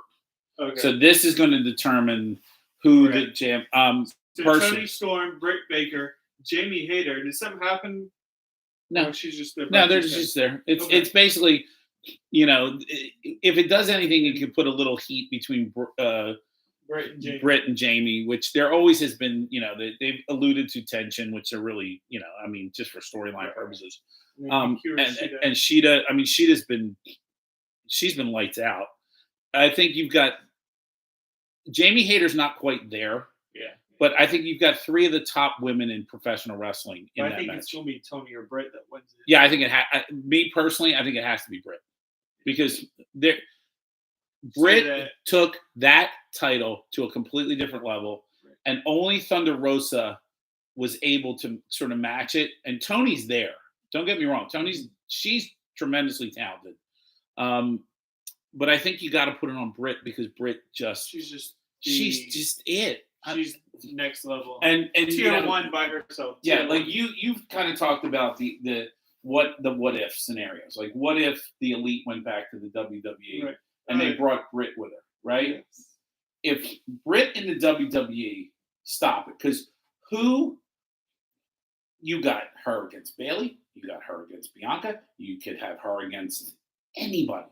Like it's believable that she could beat Bianca. It's believable that she could take Charlotte out. It's believable that she and Bayley would have just a 5-star match. Like it's absolutely believable. Her and Sasha. Her and if you bring Naomi back, right? The only person I don't think she beats, Natalya. Because Natalya's that damn good. Just don't girl. Don't even my girl. Don't look at her. Talk to me. But let me tell you something. Like if you're trying to elevate Rodriguez. Okay, you put her in with Britt. Britt instantaneously elevates her. Britt's that. I'm sorry, but the DMD is absolutely one of my favorites. She is phenomenal. Exactly. And the fact that she went all Pittsburgh when they were in Cleveland, like stop. It's Pittsburgh, baby. Pittsburgh. Because the DMD doesn't care about Cleveland. Right. I wouldn't be surprised if Toni gets it, but I don't know how long Thunder Rosa is going to be out because I heard her on Busted Open. Apparently she has messed her back up bad. So she's going to be out for a few months. Mm-hmm. Now, if you put it on Toni, she and Britt can battle. She and Jamie can battle. I just think it makes more sense to put it on Britt. Right. And then Toni wins it. And then when Thunder Rosa is ready to come back, you have that my best friend / whatever. My frenemy. Yeah, whatever. But I'm telling you, Toni's really good. Mm-hmm. And you talk about completely wasted in the WWE. They didn't know what to do with her. And how do you not? They didn't try. They didn't even try. And it's kind of like what's going on with Alexa. Like Alexa's really good, but they don't even try. Even Liv. Like you could build Liv up as a legitimate underdog. Like scrappy, fighting. Or Rey Mysterio. Yeah. It's lazy storytelling is what it is. So we got Swerve in Our Glory, Keith Lee. Yep, against the Acclaimed. And by the way, did you know everyone loves the Acclaimed? Yeah, everyone. I honestly, I don't think they win, but I think this feud is going to be phenomenal. And somehow Billy and the Guns get involved, the kids. You know who the Acclaimed remind me of? The New Day. They have a lot of New Day. They started off as heels. And it took a couple of weeks. Yeah, but that's what I'm saying. Took a couple of weeks, couple months for you to be like. First, you're just like, oh, I don't like these guys. They're terrible. I never did. I always thought they were good. But then just because their characters make you hate them that much. Yeah, but right. But then it's sinking is like, okay, I don't like these characters, but it's because they're doing as not. These guys are good. Yeah. And now they've turned into baby faces, and you like them. Look at the difference, though. You look at the tracks of 2 teams, Private Party and the Acclaimed. Because those kids, they all came in about the same time, right? Right.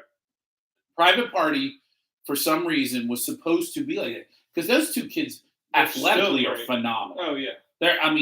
But they flatlined, right? Where the Acclaimed have just gone up. Why do you think they flatlined?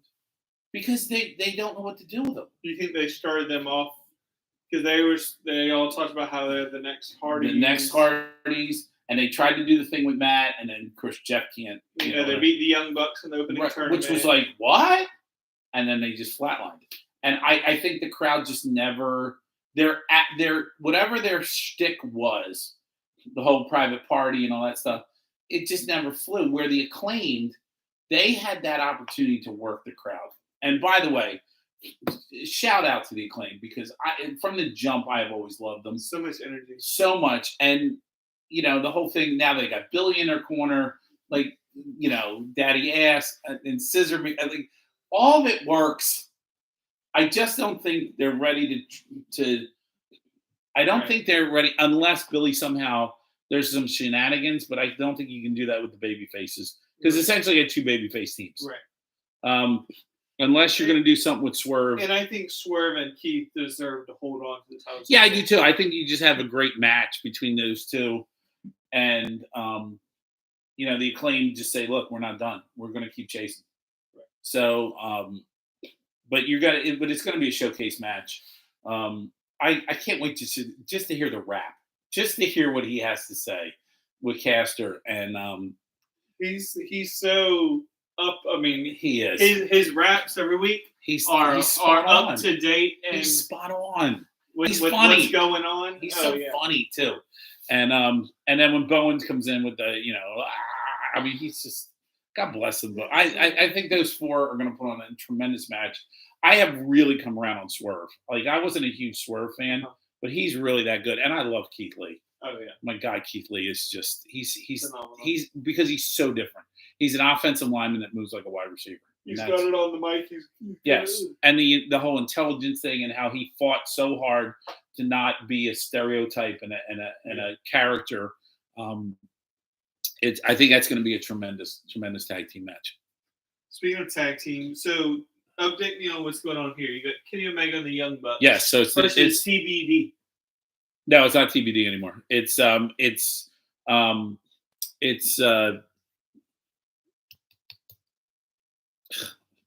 Adam Cowboy Adam Page.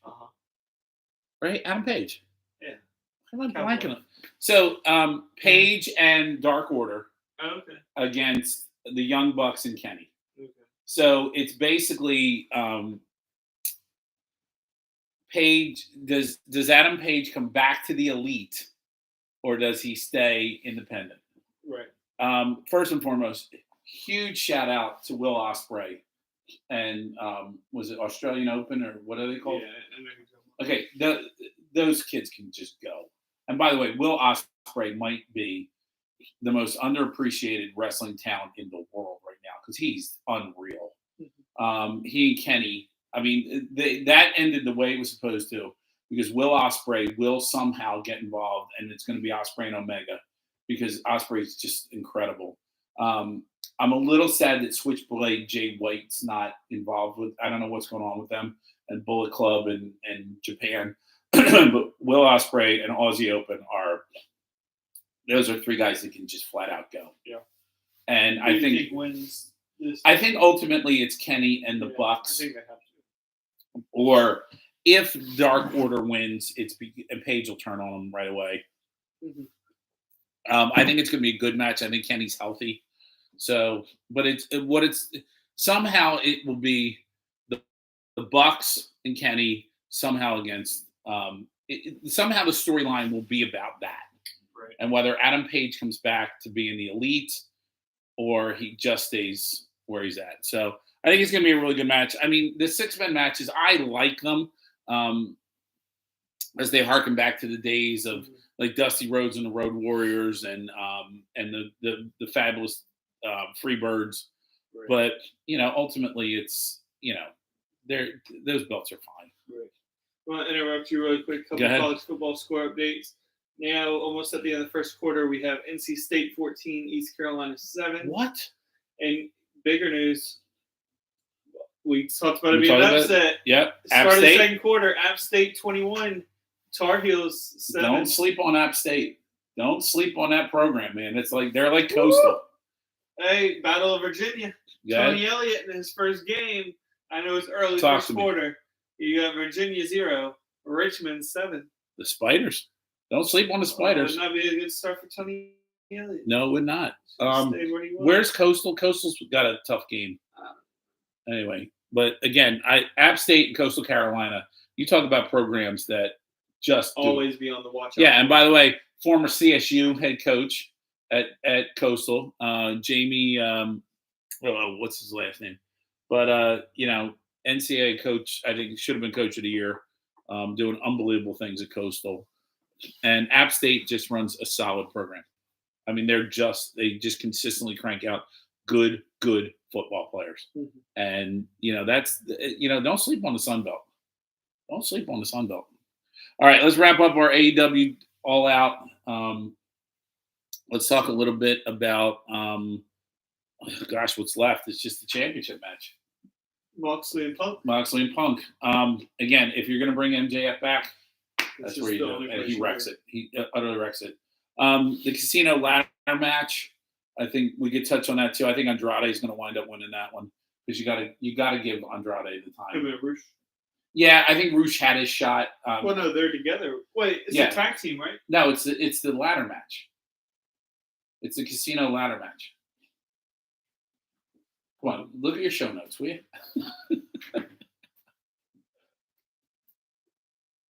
So, yeah, they're involved because that's where who the Joker is going to be. Right. So, I don't know if the Joker is like Switchblade Jay White or somebody like that, but it's not going to be MJF. They're about running out of people they can bring in. Yeah, well, there's still a ton of talent. Oh yeah, for sure. Maybe it'll be Tommy Dreamer. Yes. But anyway, I think ultimately, I think Punk. If it's a clean end, somehow Punk wins. Shout out to Ace Steel for dropping the F-bomb and getting fined. Yeah, I read that. That was so. Can I just tell you though, that was such a homer. The whole promo was so homer. He's in Chicago. He's Punk. This is what we do. Okay. See, that was corny. I thought there was some corn to it because it was like almost like the whole thing coming. Right, and shout out to Moxley for being like whatever. So he obviously didn't hurt his foot. No, I think it's legit. But you think he re-hurt his foot? No, I don't think he re-hurt his foot. But I think from a okay. So I don't. No, here's what it is. Because you're a young guy, right? So you recover. I don't know if you've had a major injury. Okay, so I've blown my knee out. I got arthritis in both of my knees. When you get older and something doesn't feel right, that's legit in the sense that you go, uh-oh. Like something popped. But like the whole point of like he broke his foot, right? But he didn't realize it was broken. He went in on a match. He made it worse, right? Mm-hmm. So when he kicks Moxley, it's legitimate to go, he heard something pop. I don't think he heard anything pop. I think this is all story. Mm-hmm. I think it's all a work. That's what I'm saying, yeah. Because here's Moxley in Ohio, even though it was Cleveland, not Cincinnati, but nonetheless, it's in Ohio. He unifies the title. Now you've got drama because Punk thinks, Punk's starting to second guess himself, right? So then you go to Chicago, where it's all about Punk. He can be the Punk that everybody's wanting him to go back Ace Steel comes out dropping F-bombs about who you are and who you were. So now, even if he throws the same kick with the same injury, this time he doesn't fall apart.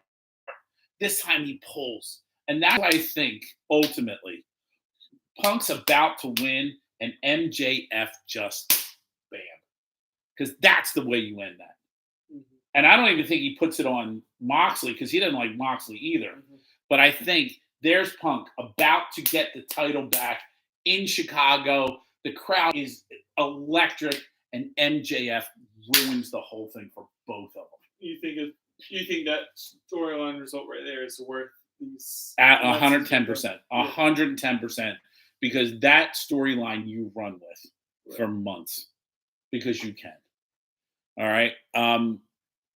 That's going to be interesting. Yeah. By tomorrow morning, we're going to know so much. So, and here's the other thing. Wardlow. Wardlow's the outlier on this. Because remember, the entire time that MJF has been silent, he's been off the grid, Wardlow has had nothing but unkind things to say. Like, he's still not done with returning, getting his family back. And remember, Wardlow was not going to cash in against Moxley, or an interim, he was going to cash in against Punk.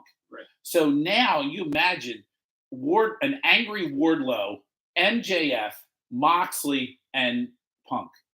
You can run that for a year. And Jericho talks about that, about the ability to run these storylines. Are you kidding me?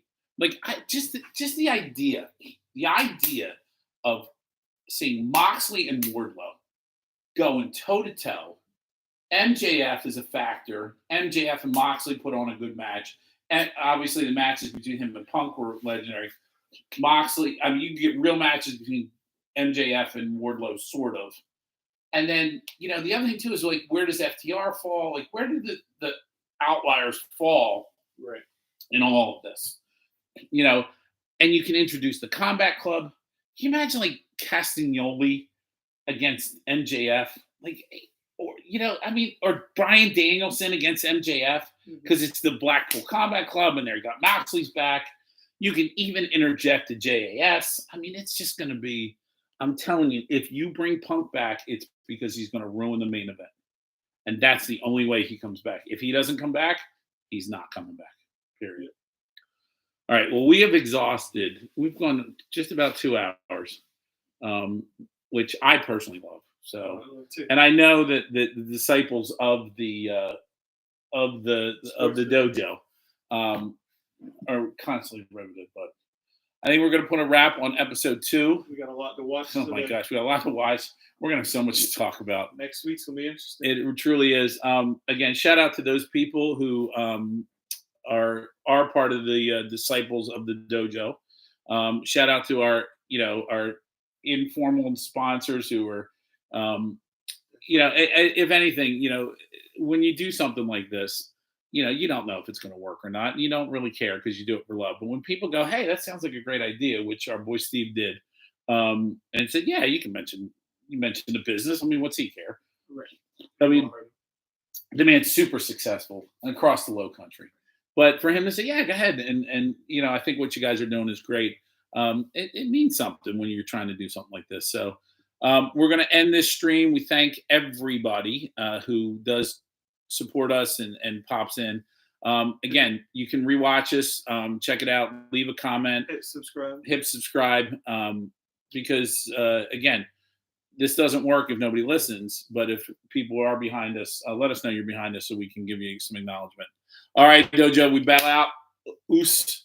And hey, listen, have a great weekend. So much football, so much wrestling. My God, is life good. Enjoy the holiday.